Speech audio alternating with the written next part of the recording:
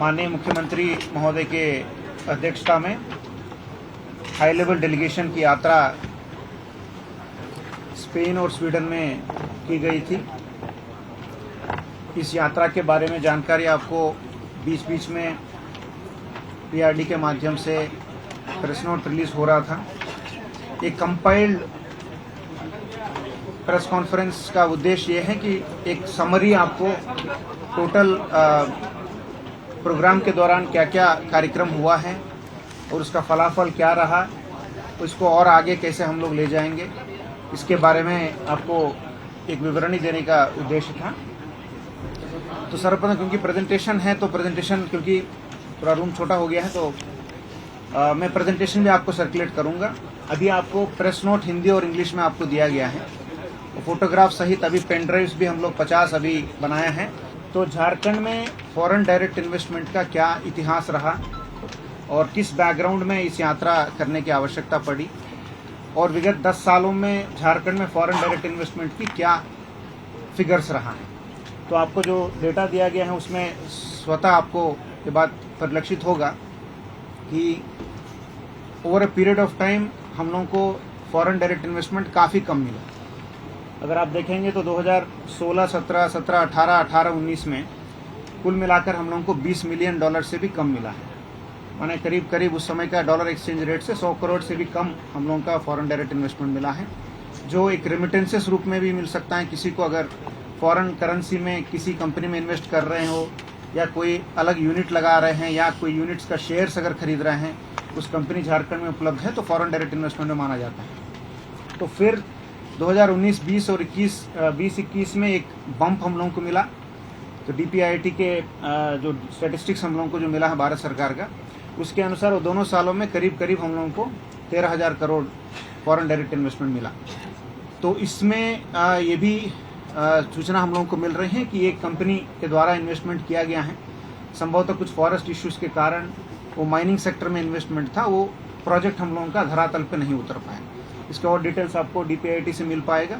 तो अभी मैं बता सकता हूं कि 2019 से लेकर 24 तक केवल 2019, 20, 20-21 का एक इन्वेस्टमेंट छोड़कर कोई बड़ा इन्वेस्टमेंट हम लोगों के राज्य में नहीं आया है। तो ये दोनों अगर इन्वेस्टमेंट देखेंगे तो वो बड़े इन्वेस्टमेंट के कारण ओवरऑल नंबर्स में हम लोगों का 8वां रैंक मिला है पूरे देश में। लेकिन अगेन आप नोटिस करेंगे तो 2021-22 और 22-23 और 23-24 में अगेन हम लोगों का जो पूर्व का जो रेट रहा उसी रेट पे हम लोग आ गए हैं। अभी फॉरेन डायरेक्ट इन्वेस्टमेंट में हम लोग पूरे देश में 31वां पोजीशन में है। तो काफ़ी अलार्मिंग बात है। फॉरेन डायरेक्ट इन्वेस्टमेंट में आप दूसरे राज्यों को देखेंगे, हम लोगों से ऊपर जो महाराष्ट्र हैं, कर्नाटका हैं, गुजरात हैं, दिल्ली हैं, जो छोटा राज्य है दिल्ली भी हम लोगों से ऊपर है, तमिलनाडु है, हरियाणा है, तेलंगाना है। तो अभी इसी बात को हाईलाइट करते हुए फॉरेन डायरेक्ट इन्वेस्टमेंट ज़्यादातर माइनिंग सेक्टर, स्टील सेक्टर और ऑटोमोबाइल सेक्टर में जनरली इंडिया में आता है। ये तीनों सेक्टर में पूरे देश में हम लोग ज़्यादा कंट्रीब्यूट करने के बावजूद हम लोग के राज्य में फॉरेन डायरेक्ट इन्वेस्टमेंट कम आ रहा था। तो इसलिए एक मुख्य कारण ये भी हो सकता है कि पूर्व में इस तरह का हाई लेवल डेलीगेशन 2016 के बाद झारखंड छोड़िए, मतलब पूरे किसी भी देश में विजिट नहीं किया है। तो एक विजिबिलिटी का कमी हो गया। मैं कोई विशेष नाम नहीं लेना चाहता हूँ, लेकिन आप भी न्यूज़ कवर करते हैं तो देश के कई सारे ऐसे राज्य हैं, ऐसे मुख्यमंत्री महोदय हैं, ऐसे हाई लेवल डेलीगेशंस हैं जो सालों में 4-5 विजिट इस तरह का करते हैं। तो एक तरह का विजिबिलिटी की कमी होना भी एक इम्पोर्टेंट मैं मानता हूँ कि ड्रॉबैक है। तो इसी एनालिसिस के तहत हम लोग लुक ईस्ट और लुक वेस्ट दोनों तरफ पॉलिसी हम लोग बनाए हैं, क्योंकि विगत विजिट 2016 में यूएस और कनाडा में हुआ था। तो जो भी कारणवश वहाँ से ज़्यादा इन्वेस्टमेंट हम लोगों को जो आशाजनक नहीं आया, तो हम लोग यूरोप का भी हम लोग वहाँ हम लोग फोकस नहीं कर पाए। और डीपीआईटी के स्टैटिस्टिक्स के तहत भी हम लोगों को यूरोप से ही 98% हम लोगों को इन्वेस्टमेंट आया था।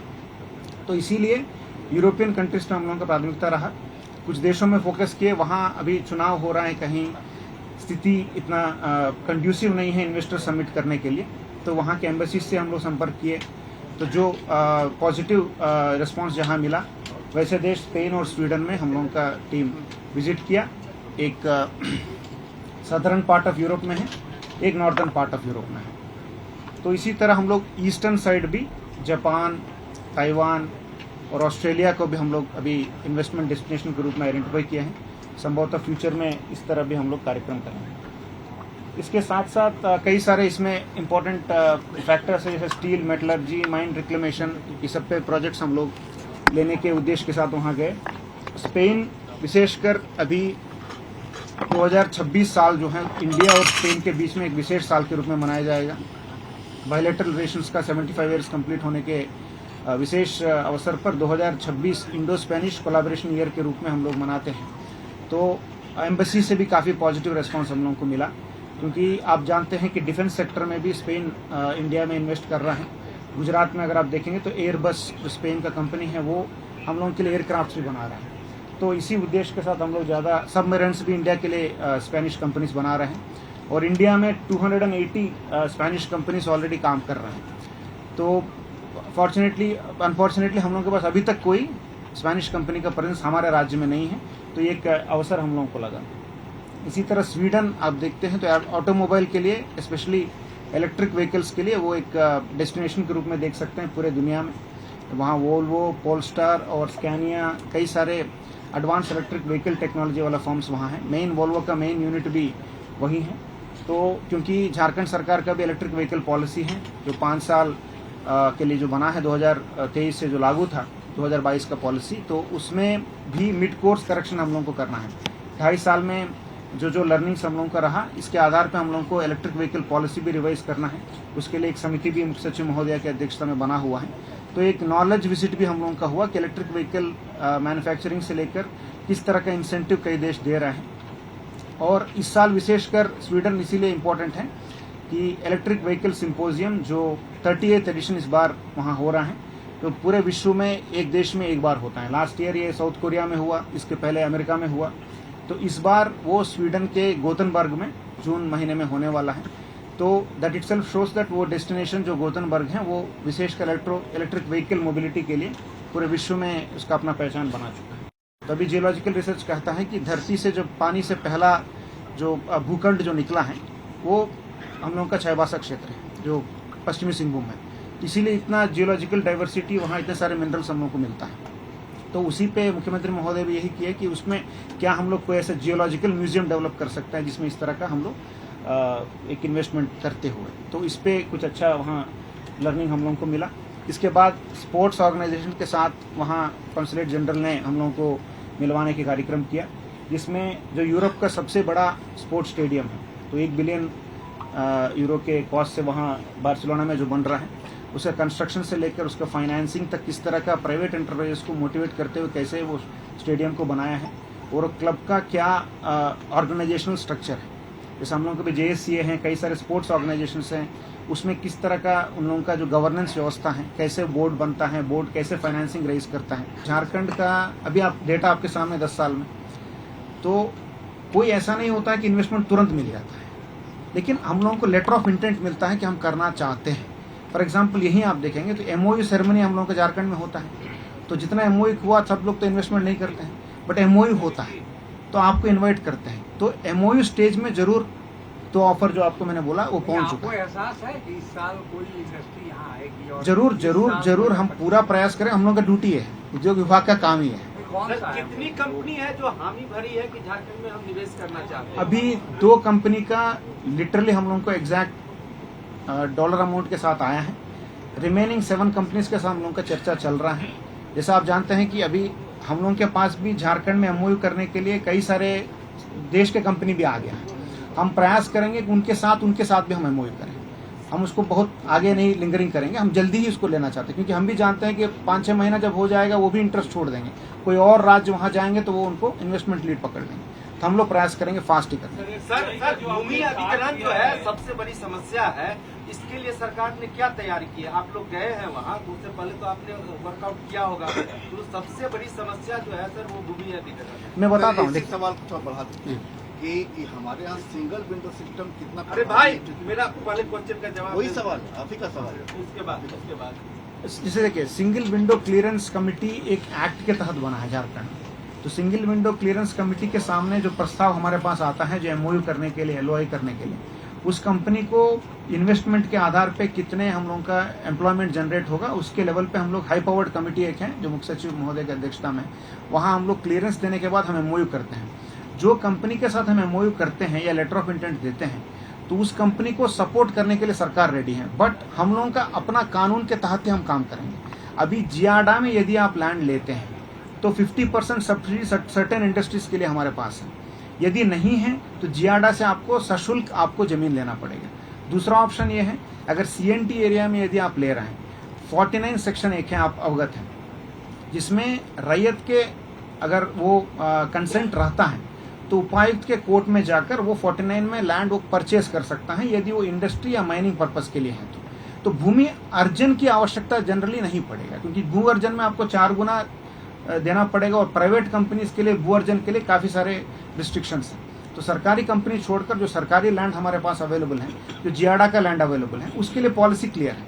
इसके अलावा कंपनीज जाकर सीधा रैयत से लैंड परचेज कर सकते हैं यदि उनकी सहमति अगर है तो मार्केट रेट, डीसी की परमिशन उसमें आवश्यकता। उत्तराखंड सरकार के एक उच्च स्तरीय प्रतिनिधिमंडल ने हाल ही में स्पेन और स्वीडन का दौरा किया था 19 से 27 अप्रैल के बीच।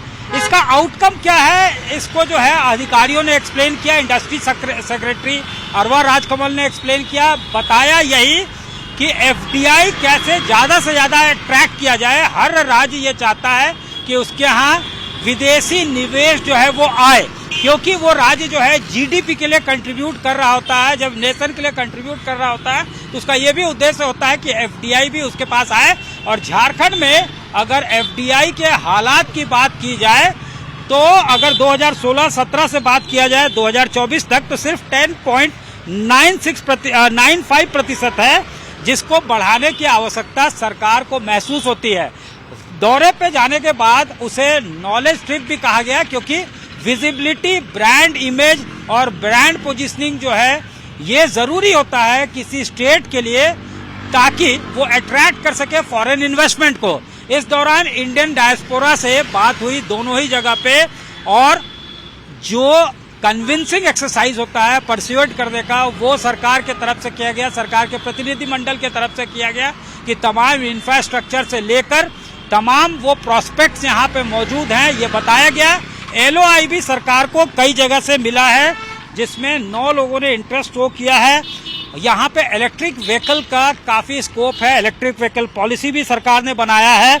और यहाँ पे ये बताया गया कि हर राज्य 3 से 4 दौरे हर साल करता है, ताकि वहाँ पे लगातार इंटरैक्शन हो सके। अब यही एक्सरसाइज झारखंड सरकार ने भी जो है करने का मन बनाया है। आगे जापान में एक एक्सपो लगने वाला है, तो जापान एक्सपो में भी पार्टिसिपेट सरकार करेगी। यहाँ बताया गया कि कई कंपनी जो है उसने एलओआई दिया है 120 मिलियन यूरो से लेके 170 मिलियन यूरो तक जो है इन्वेस्ट करने का। टेस्ला ग्रुप जो है एनर्जी स्टोरेज सिस्टम्स, वो उसने जो है 150 मिलियन यूरो जो है इन्वेस्ट करने का एलओआई दिया है। स्पोर्ट्स के सेक्टर में, इसके अलावा मैन्युफैक्चरिंग के सेक्टर में, कई सेक्टर में एक अच्छा रिस्पांस सरकार को मिला है जब सरकार ने वहां पे दौरा किया। अब ये सरकार ने ये भी बताया कि जो है दौरा का उद्देश्य क्या था।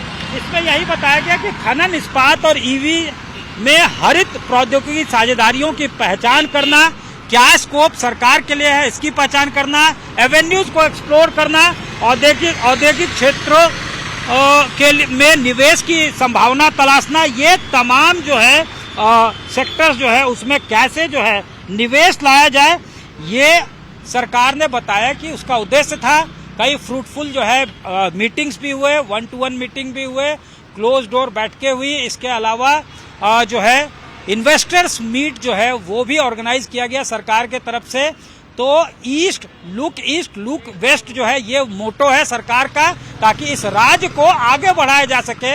यहाँ जब एफडीआई आएगा तो राज्य जो है यहाँ पे उद्योग धंधे बढ़ेंगे और कहीं ना कहीं प्रगति और डेवलपमेंट जो है उसका नया विस्टा खुलेगा, ये सरकार का साफ तौर से मानना है। लिहाजा ये भी कहा गया कि ये जो एक्सरसाइज विदेशों में है वो अब बरकरार रहेगा। अभी स्पेन और स्वीडन का दौरा था, आगे जापान का भी दौरा किया जाएगा और वहां एक्सपो में पार्टिसिपेट करने के लिए सरकार के पास चिट्ठी भी आई है। यानी आगे सरकार जो है जापान सरकार भी यहाँ सरकार का कोई डेलीगेशन जापान जा सकता है और वहाँ क्या एवेन्यूज है, यहाँ क्या बेहतर हो सकता है, ये तमाम एवेन्यूज को एक्सप्लोर किया जाएगा। कैमरामैन राकेश तिवारी के साथ सत्यजीत कुमार, रांची, आज तक।